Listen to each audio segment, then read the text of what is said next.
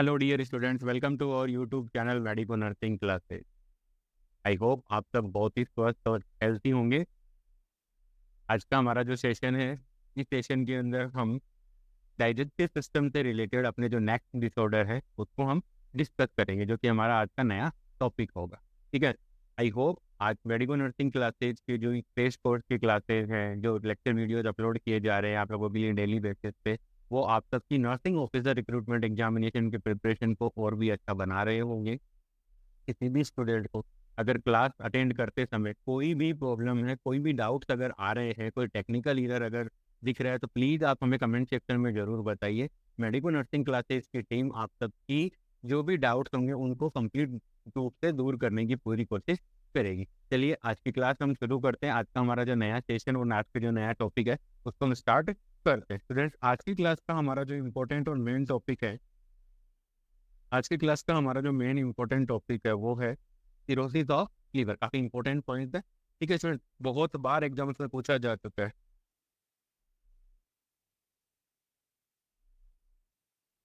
Cirrhosis of liver एक important digestive system का disorder है। एक इंपॉर्टेंट, काफी इंपॉर्टेंट डिसऑर्डर है, जिस डिसऑर्डर की वजह से पूरा डाइजेस्टिव सिस्टम है तो मान लो आप हिल जाता है। ठीक है। तो सिरोसिस ऑफ लीवर की अगर हम लोग बात करें तो सिरोसिस ऑफ लीवर होता क्या है?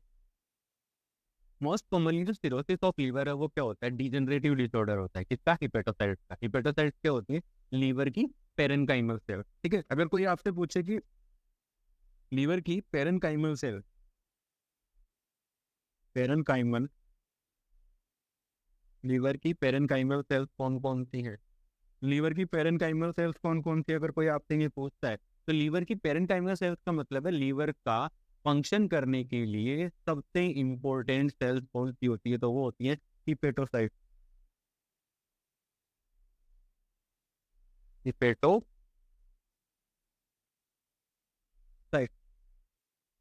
आई होप आप लोग समझ पा रहे होंगे। ठीक है। अगर किसी भी स्टूडेंट को कोई डाउट है तो प्लीज आप मुझे कमेंट सेक्शन में जरूर बताइए। Hepatocyte, hepatocyte is the parenchymal cell of liver. की लीवर की जो पेरेनकाइमल सेल्स है, जो मेन इंपॉर्टेंट फंक्शंस करती है, वो सेल कौन सी होगी लीवर की? वो लीवर की वो सेल है जिसे क्या बोलते हैं अपन? हिपेटोसाइट बोला जाता है। आई होप आप लोग समझ पा रहे होंगे। कोई डाउट है तो प्लीज कमेंट सेक्शन में जरूर पूछिए, डेफिनेटली उसका आंसर किया जाएगा। नेक्स्ट हम बात करते हैं नेक्स्ट हम बात करते हैं कि जो ये सिरोसिस ऑफ लीवर है वो होता क्या है। तो सिरोसिस ऑफ लीवर के अंदर क्या होता है? डिजनरेशन और डिस्ट्रक्शन होता है। It is degeneration, degeneration and destruction. Degeneration and destruction किस चीज का? ये क्या है? डिजनरेशन और डिस्ट्रक्शन होता है। डिजनरेशन मतलब डिस्ट्रॉय, धीरे धीरे डिजनरेट होना शुरू हो जाती है। ठीक है। और डिस्ट्रक्शन मतलब टूटने लग जाती है।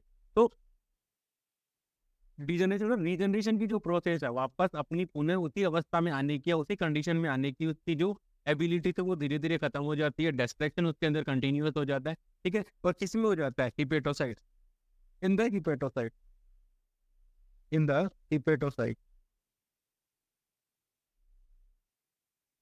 अगर हिपेटोसाइट्स के अंदर डिजनरेशन की कैपेसिटी यानी जो रीजनरेशन की कैपेसिटी खत्म हो जाती है, कंटिन्यूसली वो डिजनरेट होने लग जाती है और डिस्ट्रैक्ट होने लग जाती है। लीवर की पेरेनकाइमल सेल्स अगर कंटिन्यूसली डिजनरेट और डिस्ट्रैक्ट होने लग जाती है तो उस डिसऑर्डर को हम क्या कहते हैं? उसे हम कहते हैं liver cirrhosis. Liver cirrhosis, liver cirrhosis कहा जाता है। आई होप आप लोगों को डेफिनेशन समझ में आई होगी। अगर किसी भी स्टूडेंट को कोई डाउट है तो प्लीज मुझे कमेंट सेक्शन में जरूर बताइए, मैं डेफिनेटली उसका आंसर करूँगा। तो आपके साथ स्टूडेंट आप सबसे एक रिक्वेस्ट है कि जो लीवर सिरोसिस ऑफ लीवर का जो इंपॉर्टेंट टॉपिक है उसको थोड़ा सा आप ध्यान से पढ़िए, क्योंकि यहाँ से बहुत सारे इंपॉर्टेंट क्वेश्चन है वो पुटअप किए जाते हैं आपकी नर्सिंग ऑफिसर रिक्रूटमेंट एग्जामिनेशन के अंदर। ठीक है। अब इसमें क्या होता है? Due to the distraction, distraction की वजह से क्या होता है? ठीक है। अब क्या हुआ? डिस्ट्रैक्शन हो गया, और इस डिस्ट्रैक्शन की वजह से वहां पर क्या होता है? प्रोलॉन्ग्ड और कंटिन्यूस डिस्ट्रैक्शन की वजह से क्या होता है? लीवर के अंदर हिपेटोसाइट्स की जगह कौन ले लेता है? Scar tissue. ठीक है। इसमें क्या होता है? क्रोनिक डिस्ट्रैक्शन, जो क्रोनिक डिस्ट्रैक्शन है या प्रोलॉन्ग्ड डिस्ट्रैक्शन बोल सकते हैं अपन। Prolonged distraction, prolonged distraction will cause will cause, prolonged distraction क्या कॉज कर देता है, will cause scar tissue formation, scar tissue formation, prolonged distraction will cause the scar tissue formation. ये क्या कॉज कर देता है, स्कार टिश्यू का फॉर्मेशन है वो कॉज कर देता है। मीन स्कार टिश्यू फॉर्मेशन का मतलब है जो हिपेटोसाइट्स की जो जगह थी उस जगह को कौन ले लेगा, अब स्कार टिश्यू ले लेगा, जहाँ पे फंक्शंस नहीं हो रहे होंगे। तो इससे क्या होगा, लीवर के जो फंक्शन है वो धीरे धीरे डिटोरिएट होने शुरू हो जाते हैं, वो लीवर है वो धीरे धीरे कम काम करने लग जाता है और बॉडी के अंदर आपको साइन एंड सिम्टम्स है वो देखने को मिल सकते हैं। ठीक है, नेक्स्ट हम बात करते हैं, देखिए क्रॉनिक और प्रोग्रेसिव डिसऑर्डर है, कैरेक्टराइज कैसे हुआ, degeneration and distraction of hepatocytes. ठीक है, यहाँ पर जो प्रिंटेड स्लाइड्स लाने का हमारा मेन पर्पज यही है कि अगर आपको मेरी हैंडराइटिंग में अगर थोड़ी भी प्रॉब्लम हो रही हो तो उस प्रॉब्लम को दूर करने के लिए हम यहाँ पे आप लोगों के लिए स्लाइड लेकर के आते हैं ताकि आप इससे अपने अच्छे से नोट्स प्रिपेयर कर सके, साथ के साथ आपकी तैयारी हो वो भी अच्छा बना सके। ठीक है, तो इसमें क्या था, ये क्रोनिक प्रोग्रेसिव डिसऑर्डर है, किसका, लीवर का क्रोनिक और प्रोग्रेसिव डिसऑर्डर है, जिसके अंदर क्या हो रहा है, डीजनरेशन एंड डिस्ट्रैक्शन हो रहा है, किस चीज का, हिपेटोसाइट का, हम पहले बात कर चुके हैं। दूसरा हमने क्या किया कि क्रोनिक डिस्ट्रैक्शन की वजह से क्या होता है, स्कार टिश्यू का फॉर्मेशन हो जाता है, वहां पर क्या हो जाता है, स्कार टिश्यू का क्या हो जाता है, फॉर्मेशन हो जाता है। तो स्टूडेंट्स ये वाला एमसीक्यू आपको देखने को मिल सकता है, ध्यान रखना, हिपेटोसाइट का जब डिस्ट्रैक्शन हो रहा है तो उसकी जगह कौन लेगा, स्कार टिश्यू फॉर्मेशन, उसकी जगह कौन ले लेगा, स्कार टिश्यू फॉर्मेशन है वो ले लेता है। तो ये एक इंपॉर्टेंट पॉइंट था। नेक्स्ट हम बात करते हैं हमारी टॉपिक पे कि type of cirrhosis of liver, types of cirrhosis of liver. ठीक है, टाइप्स की बात करते हैं, 1 second, types of cirrhosis of liver की बात करते हैं, types of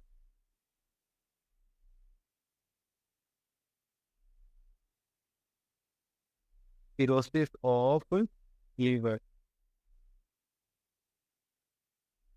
types of cirrhosis of liver, liver cirrhosis के टाइप्स की बात करते हैं। तो लीवर सिरोसिस की अगर हम टाइप्स की बात करें तो लीवर सिरोसिस के मोस्ट कॉमनली 4 टाइप होते हैं। लीवर सिरोसिस के मोस्ट कॉमनली कितने टाइप होते हैं, 4 टाइप होते हैं। तो फर्स्ट वन ए नंबर पे जो टाइप आएगा वो आएगा माइक्रोनोड्यूलर सिरोसिस, पहला आएगा micronodular, sorry micronodular cirrhosis, micronodular cirrhosis of liver. तो जो माइक्रोनोड्यूलर सिरोसिस ऑफ लीवर है, माइक्रोनोड्यूलर सिरोसिस ऑफ लीवर है वो most commonly due to alcoholism,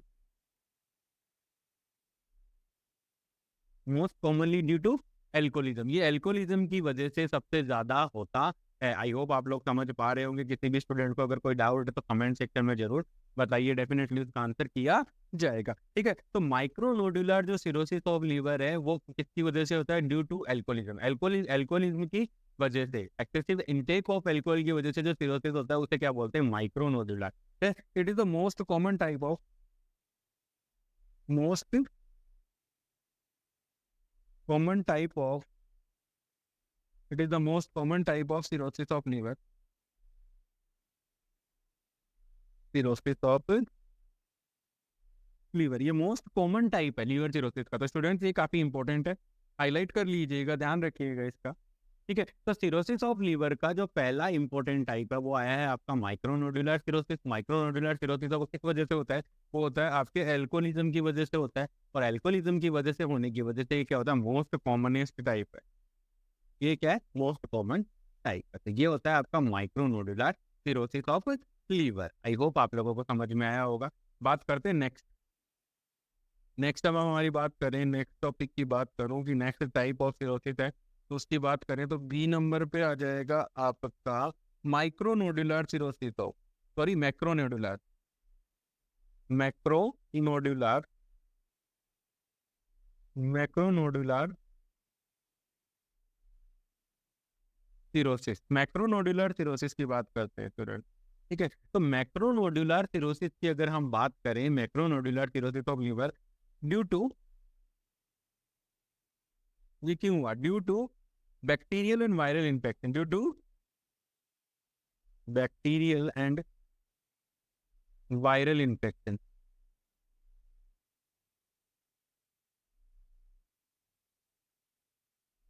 due to the bacterial and viral infection. Bacterial और वायरल कोज होने की वजह से क्या होता है वहाँ पर इन्फेक्शन कोज।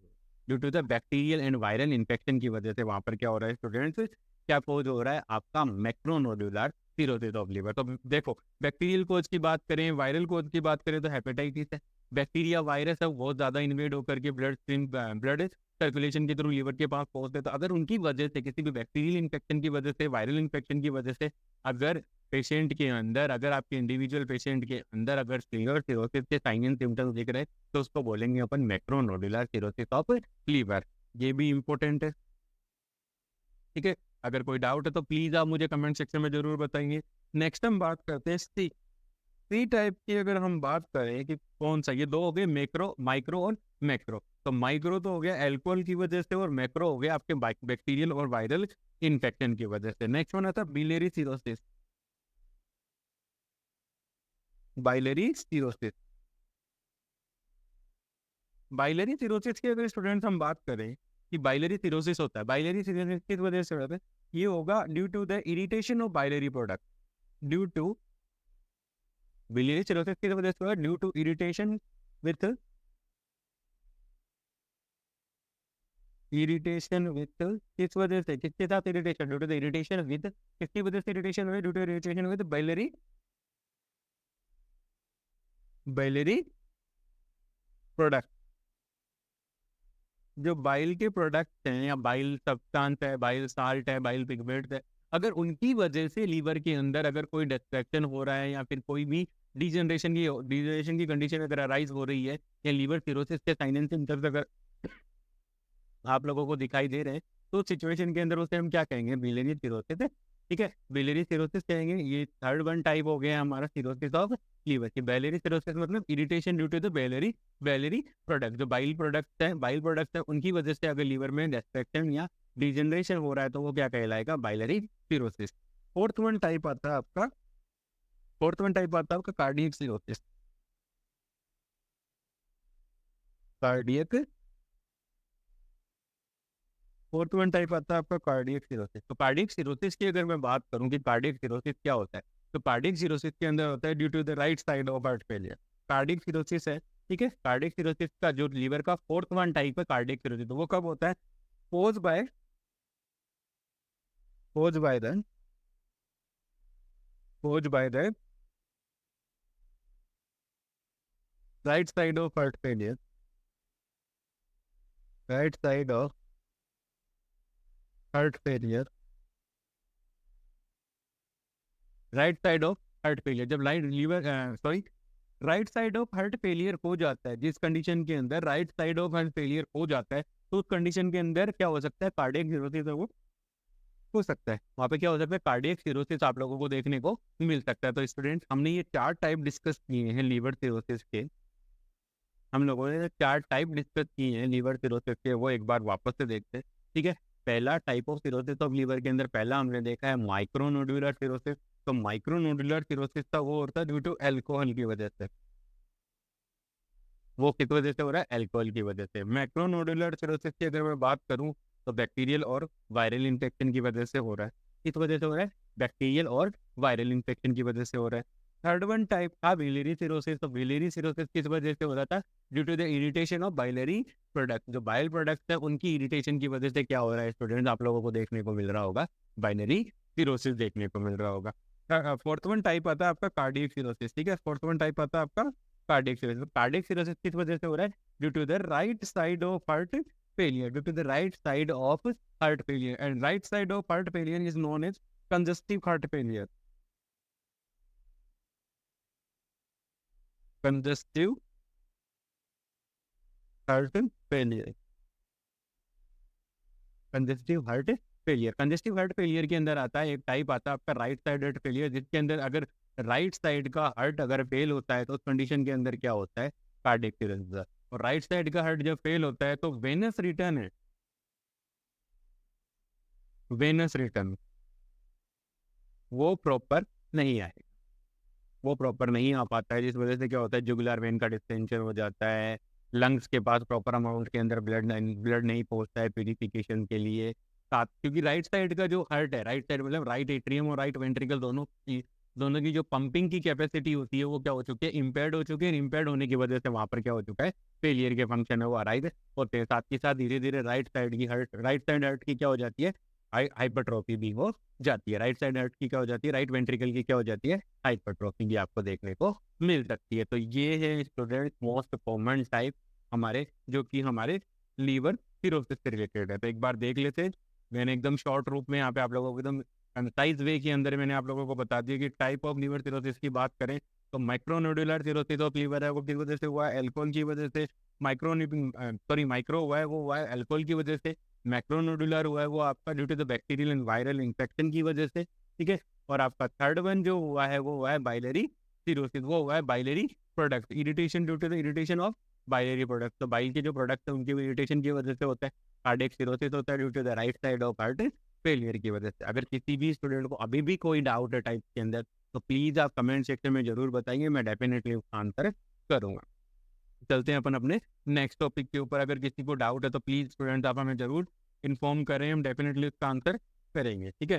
तो अब हमारा जो नेक्स्ट टॉपिक आ रहा है, हमारा जो नेक्स्ट पॉइंट है वो ये पॉइंट है sign and symptoms of liver cirrhosis, ठीक है। Sign and symptoms of liver cirrhosis, sign and symptoms of liver cirrhosis,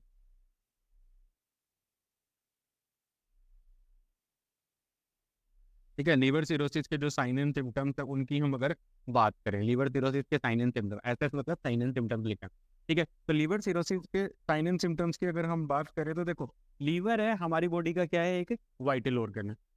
liver क्या है, सॉरी, लीवर लीवर हमारी बॉडी का क्या है, एक वाइटल ऑर्गन है। लीवर हमारी बॉडी का क्या है स्टूडेंट, एक वाइटल ऑर्गन। और वाइटल ऑर्गन होने के साथ साथ ये बहुत सारे क्या करता है, मेटाबॉलिक फंक्शन भी है इसके। क्या करते हैं, मेटाबॉलिक फंक्शन, बहुत सारे इसके क्या है, मेटाबॉलिक। हम सब ये जानते हैं कि लीवर हमारी बॉडी का सबसे बड़ा और सबसे इम्पोर्टेंट मेटाबॉलिक ऑर्गन है, जहाँ पे बहुत सारे जो भी प्रोडक्ट्स हैं, जो भी फूड हैं, ड्रग्स हैं, ठीक है, जो भी केमिकल्स हमारी बॉडी के अंदर बन रहे हैं, उन सबका मेटाबॉलिज्म कहाँ होता है, आपकी लीवर के अंदर होता है। वहाँ पर वो सारे एक्टिव फॉर्म में आते हैं, साथ के साथ उनको डीएक्टिव फॉर्म में करके उनको बाहर भी निकाला जाता है। तो देखो ये लीवर एक वाइटल ऑर्गन है और काफ़ी इंपॉर्टेंट ऑर्गन है। तो लीवर की वजह से लीवर के अंदर जब भी कोई भी प्रॉब्लम होगी तो उस सिचुएशन के अंदर न्यूरोलॉजिकल सिम्टम्स भी आप लोगों को देखने को मिलते हैं। कौन से देखने को मिलेंगे, न्यूरोलॉजिकल। तो सबसे पहले हम जो सिम्टम देखेंगे वो देखेंगे अपन न्यूरोलॉजिकल सिम्टम, न्यूरोलॉजिकल, ठीक है। अब न्यूरोलॉजिकल पार्ट में कौन कौन से सिम्टम्स आते हैं, तो न्यूरोलॉजिकल पार्ट की मतलब है symptoms related to brain, symptom related to brain, मतलब कि ब्रेन से रिलेटेड सिम्टम्स आपको देखने को मिलते हैं, ठीक है स्टूडेंट। ब्रेन से रिलेटेड सिम्टम्स आप लोगों को क्या मिलते हैं, देखने को मिलते हैं। तो ब्रेन से रिलेटेड अगर हम बात करें तो सबसे इंपॉर्टेंट आ जाता है, लीवर सिरोसिस होने की वजह से क्या होता है, अमोनिया का लेवल बढ़ता है। सबसे इंपॉर्टेंट किसका लेवल बढ़ेगा, अमोनिया का लेवल बढ़ता है, क्योंकि लीवर की वजह से, लीवर फेलियर की वजह से या लीवर सिरोसिस की वजह से हमारी बॉडी अमोनिया का प्रोडक्शन बढ़ा देती है। साथ के साथ अमोनिया का जो एक्सक्रिएशन है वो इम्पेयर्ड हो चुका होता है। तो उस कंडीशन के अंदर क्या होता है, उस अमोनिया का लेवल ज़्यादा बढ़ने की वजह से एनसिफेलोपैथी भी वहाँ पे आप लोगों को देखने को मिल सकती है। क्या देखने को मिलेगी, एनसिफेलोपैथी, एनसिफेलोपैथी, ठीक है। लीवर किस वजह से, अमोनिया का लेवल इंक्रीज होने की वजह से देखने को मिल सकती है। नेक्स्ट हम बात करें तो पेरेस्थीसिया, पेरेस्थीसिया, पेरेस्थीसिया ऑफ इनफिट, मतलब कि पैरों के अंदर सुनपन रहने लग जाएगा, नम्बनेस रहने लग जाती, numbness,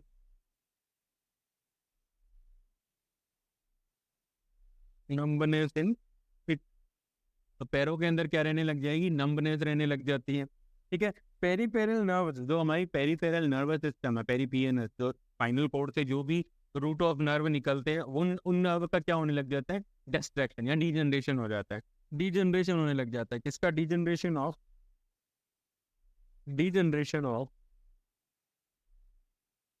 peripheral nerve,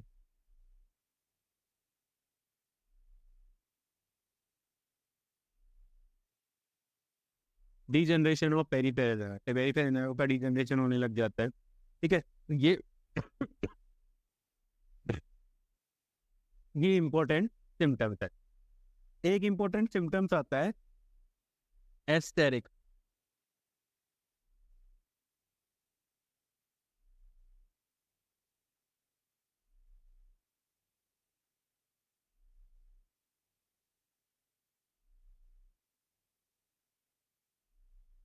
asterisk, student asterisk की अगर हम बात करें, एस्टेरिक्स में क्या होता है, एक न्यूरोलॉजिकल डिसऑर्डर होता है।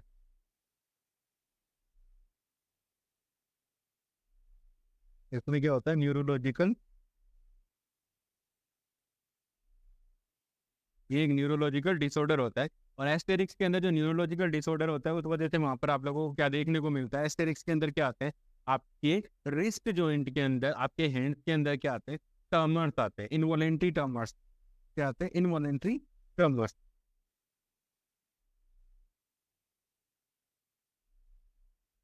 इनवॉलेंट्री टर्मर्स आप लोगों को देखने को मिलते हैं। तो इनवॉलेंट्री टर्मर्स के अंदर क्या होता है, आप लोगों को देखो करेक्टराइज बाय, इसमें क्या होता है, इनवॉलेंट्री टर्मर्स में क्या होता है, नॉन रिदमिक। ठीक है, इनवॉलेंट्री टर्मर्स आते हैं इन हैंड, इन हैंड। और इनवॉलेंट्री इन एस्थेटिक्स के अंदर इनवॉलेंट्री टर्मर्स आते हैं। इनवॉलेंट्री टर्मर्स के अंदर होता क्या है वो देखो, रैपिड नॉन रिदमिक होता है। ये क्या होता है, rapid non rhythmic, rapid non rhythmic extension and flexion in wrist. Individual के अंदर रैपिड नॉन रिदमिक, रैपिड और नॉन रिदमिक का मतलब है जिनकी कोई रिदम नहीं होती और तेज गति से आते हैं। ठीक है, कभी तेज आगे कभी रुके फिर कभी तेज, ये मतलब रिदम नहीं है। रिदम का मतलब होता है एक ही लय मेंटेन कर लेना, वो लय मेंटेन नहीं की जाती है इस कंडीशन के अंदर। और यहाँ पे क्या होता है, एस्टेरिक्स के अंदर जो बायोकेमिकल्स होते हैं, जो टॉक्सिक सब्सटेंस होते हैं, वो लीवर इम्पेयर्ड, लीवर के फंक्शन इम्पेयर्ड होने की वजह से बॉडी के अंदर टॉक्सिक सब्सटेंस का जो लेवल है वो इंक्रीज हो जाता है। और उस वजह से एनसेफेलोपैथी है, वो मैं आप लोगों को बता चुका हूँ कि एनसेफेलोपैथी हो जाती है। और इस एनसेफेलोपैथी की वजह से वहाँ पे पेशेंट के अंदर एस्टेरिक सिम्टम्स आता शुरू हो जाते हैं। स्टूडेंट्स याद रखिएगा, ये एक इंपॉर्टेंट सिम्टम्स है जो कि आपको लीवर सिरोसिस के अंदर ही देखने को मिलता है। ठीक है, तो लीवर सिरोसिस के अंदर जो एस्टेरिक्स होता है, लीवर सिरोसिस के अंदर जो एस्टेरिक्स होता है उसके अंदर होता क्या है, उसके अंदर क्या होता है, इनवॉलेंट्री ट्रमर्स होते हैं हैंड के अंदर। अब कहाँ होते हैं, रिस्ट जॉइंट के अंदर, रिस्ट पे रैपिड नॉन रिदमिक एक्सटेंशन और फ्लेक्शन होने लग जाता है, एक्सटेंशन और फ्लेक्शन ऐसे ऐसे। फिर आप ऐसे करोगे पेशेंट के हाथ पे ऐसे ऐसे चले जाएंगे, वो एक्सटेंशन और फ्लेक्शन ऐसे नॉर्मली अपने आप आने लग जाता है। ठीक है, ये कंडीशन आप लोगों को देखने को मिलती है in case of liver cirrhosis, जब बॉडी के अंदर टॉक्सिक सब्सटेंस का लेवल है वो इंक्रीज हो चुका है और लीवर उनको बाहर निकालने में क्या हो चुका है, इम्पेयर्ड हो चुका है। ठीक है, तो ये होता है एक इंपॉर्टेंट सिम्टम्स है जो कि आपको देखने को मिलता है इन केस ऑफ एस्टेरिक। ठीक है, नेक्स्ट हम बात करें, ये था हमारा न्यूरोलॉजिकल सिम्टम। न्यूरोलॉजिकल सिम्टम्स की अगर हम बात करें तो दूसरे जो सिम्टम्स आते हैं उनकी अगर हम बात करें तो उनमें आता है हमारा कार्डियोवैस्कुलर सिस्टम। देखो, लीवर एक इंपॉर्टेंट ऑर्गन होने की वजह से क्या होता है स्टूडेंट्स की, ये पूरी बॉडी के सिम्टम्स को या पूरी बॉडी को अफेक्ट करता है। लीवर एक इंपॉर्टेंट ऑर्गन होने की वजह से ये पूरी बॉडी को अफेक्ट करता है। तो नेक्स्ट आता है हमारा सीरियस। कार्डियोवैस्कुलर सिस्टम से रिलेटेड हमारे जो भी कार्डियोवैस्कुलर सिस्टम से रिलेटेड हमारे जो साइन एंड सिम्टम्स आते हैं, उन साइन एंड सिम्टम्स की अगर हम बात करें तो उन साइन एंड सिम्टम्स में सबसे पहले आता है पेरीफेरल एडिमा। क्या होने लग जाता है, पेरीफेरल एडिमा। देखो स्टूडेंट, अब पेरीफेरल एडिमा हो रहा है, पेरीफेरल क्या हो गया, एडिमा हो गया, क्यों हो गया जी? अगर किसी स्टूडेंट ने ध्यान से पढ़ा है तो वो मुझे बता सकता है कि पेरीफेरल एडिमा है यहाँ पर क्यों देखने को मिलेगा, पेरीफेरल एडिमा क्यों देखने को मिलेगा, मुझे कोई बता सके तो बताओ। ठीक है, क्या होगा, पेरीफेरल एडिमा, पेरीफेरल एडिमा। देखो स्टूडेंट, पहला जो सिम्टम्स हमें कार्डियोवैस्कुलर में देखने को मिल रहा है वो है पेरीफेरल एडिमा। तो जब पेरीफेरल एडिमा इसलिए होगा, देखो लीवर है, वो क्या प्रोड्यूस करता है, ब्लड प्रोटीन को मेंटेन करता है, ब्लड प्रोटीन का फॉर्मेशन। अगर मैं आपसे सवाल पूछूं एमसीक्यू के रूप में कि ब्लड में जो प्रोटीन पाई जाती है, जो इंपॉर्टेंट 3 प्रकार की प्रोटीन होती है, एल्ब्यूमिन, ग्लोबुलिन और फिब्रिनोजन, इन प्रोटीन का प्रोडक्शन कहाँ होता है? ठीक है, तो आपका आंसर होगा लीवर। लीवर के अंदर इन तीनों का होता है। तो लीवर क्या हो चुका है? बीमार। लीवर हमारा डिजनरेट हो रहा है, काम ही नहीं कर पा रहा है, स्कार टिश्यू का फॉर्मेशन होता जा रहा है वहां पे। तो उस सिचुएशन के अंदर स्टूडेंट्स क्या होता है, वहां पे डिक्रीज और lake of albumin production, sorry, lake of albumin production. Albumin का प्रोडक्शन नहीं हो रहा, लेक ऑफ एल्ब्यूमिन प्रोडक्शन। अब एल्ब्यूमिन का जब प्रोडक्शन नहीं हो रहा, तो हम सब जानते हैं albumin is responsible for the maintenance of oncotic pressure of blood. Albumin is responsible for oncotic pressure.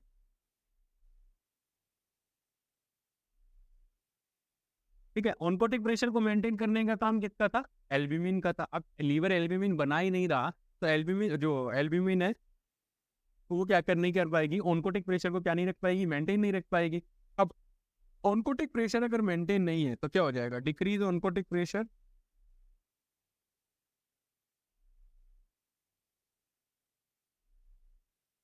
Decrease oncotic pressure. अब ऑन्कोटिक प्रेशर अगर डिक्रीज हो गया, ऑन्कोटिक प्रेशर जब डिक्रीज हो रहा है, तो क्या होगा?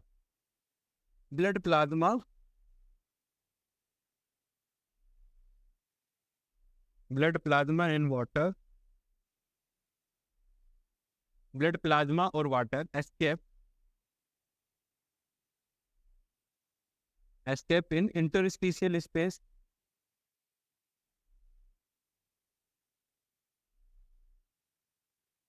एस्केप इन इंटरस्टिशियल स्पेस। अब ब्लड प्लाज्मा, ब्लड के अंदर जो वाटर है, क्योंकि हम मानते हैं कि प्लाज्मा के अंदर, प्लाज्मा कंपोजिशन की अगर हम बात करें तो 92% प्लाज्मा के अंदर क्या होता है स्टूडेंट? वाटर होता है। हम सब मानते हैं इस बात को। 92% क्या होता है प्लाज्मा के अंदर? वाटर होता है। ठीक है, तो जैसे ही लीवर के डैमेज होने की कंडीशन के अंदर, साथ के साथ लीवर के बीमार होने की कंडीशन के अंदर एल्ब्यूमिन का लेवल कम होता है, एल्ब्यूमिन का प्रोडक्शन नहीं होता, प्रोडक्शन नहीं होगा, तो उस कंडीशन के अंदर ब्लड का जो ऑन्कोटिक प्रेशर है वो क्या हो जाता है? डिक्रीज हो जाता है। और ब्लड का ऑन्कोटिक प्रेशर अगर डिक्रीज हो जाता है, तो उस कंडीशन के अंदर स्टूडेंट्स आप लोगों को देखने को मिलेगा कि जो ब्लड और प्लाज्मा, ब्लड प्लाज्मा और वाटर है जो कि प्लाज्मा के अंदर, वो कहाँ एस्केप होने लग जाएंगे? वो ब्लड वेसल से निकल करके इंटरस्टिशियल स्पेस के अंदर क्या हो जाते हैं? वो अक्यूमुलेट हो जाते हैं। और इंटरस्टिशियल स्पेस के अंदर accumulation of fluid, accumulation of fluid in interstitial space, that is known as edema, that is known as edema। तो यहाँ पे आप लोगों को क्या देखने को मिला? Peripheral, peripheral oedema. और ये इंटरस्टिशियल स्पेस में जब ये शिफ्ट हुआ है, तो इसको बोला जाता है, एक टर्मिनोलॉजी आती है third space shifting, third space shifting. ठीक है, थर्ड स्पेस शिफ्टिंग इसको बोला जाता है। अगर कोई आपसे पूछ ले कि थर्ड स्पेस शिफ्टिंग क्या होती है, तो बता देना कि ब्लड प्लाज्मा का इंटरस्टिशियल स्पेस के अंदर अक्यूमुलेट हो जाना, या फिर जो फ्लूइड है उसका इंटरस्टिशियल स्पेस के अंदर, वेस्कुलर फ्लूइड का इंटरस्टिशियल स्पेस के अंदर अक्यूमुलेशन हो जाना क्या कहलाता है? थर्ड स्पेसिंग कहलाता है। आई होप स्टूडेंट्स आप लोगों को समझ में आ रहा होगा। किसी भी स्टूडेंट को कोई डाउट है तो प्लीज आप मुझे कमेंट सेक्शन में जरूर बताइए। आज की क्लास के अंदर इतना ही। नेक्स्ट कार्डियोवास्कुलर सिस्टम के जो सिम्टम्स है जो कि लीवर सिरोसिस के अंदर देखने को मिलते हैं, उनको हम कल की क्लास के अंदर डिस्कस करेंगे। इसी टॉपिक को हम कल की क्लास के अंदर कंटिन्यूएशन करेंगे। तब तक के लिए आप सबको बहुत बहुत बेस्ट ऑफ लक। आप अपनी तैयारी को और भी अच्छा बनाइए, साथ ही साथ जो medico nursing classes YouTube channel को ज़्यादा से ज़्यादा लोगों तक शेयर कीजिए, लाइक करवाओ, सब्सक्राइब करवाओ, ताकि हमें मोटिवेशन मिल सके और हम आप सबके लिए अच्छे से अच्छे वीडियोज है वो बना सकें। Please do consider like, share and subscribe. Thank you so much.